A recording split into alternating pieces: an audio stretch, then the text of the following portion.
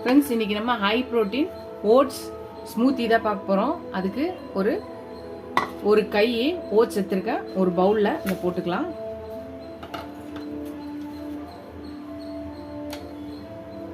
ஒரு 4 பாதாம், முந்திரி, பிஸ்தா எது வேணாலும் நம்ம போட்டுக்கலாம். நான் இதில் நான் 5 பிஸ்தாவும் 5 பாதாமும் போட்டிருக்கேன். ஒரு 5லேருந்து 6 டேட்ஸ் போட்டுக்கலாம். கொஞ்சம் பால் ஊற்றிக்கலாம்.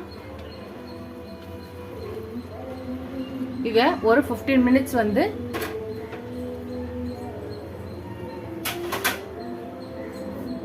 இதில் சியா சீட்ஸும் ஒரு ஸ்பூன் போட்டுக்கலாம். சியா சீட்ஸை போட்டாச்சு. இப்போ இதை க்ளோஸ் பண்ணி ஒரு 15 மினிட்ஸ் வந்து இதை ரெஸ்ட் விட்டுடலாம். 15 மினிட்ஸ் கழிச்சு பார்க்கலாம்.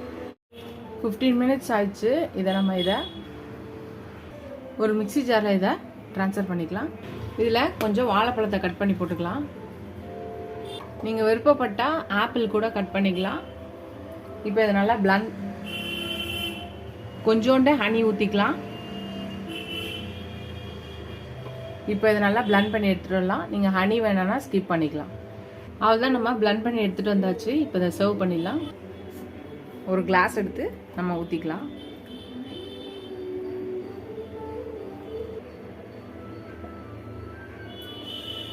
கொஞ்சோண்டு நட்ஸை இதுக்கு மேலே போட்டுக்கலாம்.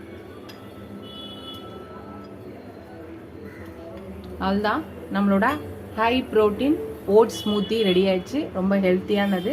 மார்னிங் நீங்கள் பிரேக்ஃபாஸ்ட் சாப்பிட்லனாலும் ஸ்கிப் பண்ணிங்கன்னா அப்போ இந்த ஸ்மூத்தியை ட்ரை பண்ணி பாருங்கள். பசங்க கூட காலையில் டைமில் சாப்பிடாத போனாங்கன்னா அவங்களுக்கும் இந்த ஹெல்த்தியான ஹை ப்ரோட்டீன் ஓட்ஸ் ஸ்மூத்தியை போட்டு கொடுத்து அனுப்புங்க. ஸ்கூல் டைம் காலையில் குடிச்சிட்டு போனாங்கன்னா நல்லா ஹெல்த்தியானது.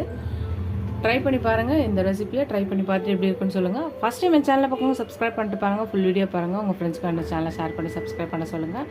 Keep supporting my channel. இதோட அடுத்த ரெசிபியில் பார்க்கலாம். Tata Baba friends.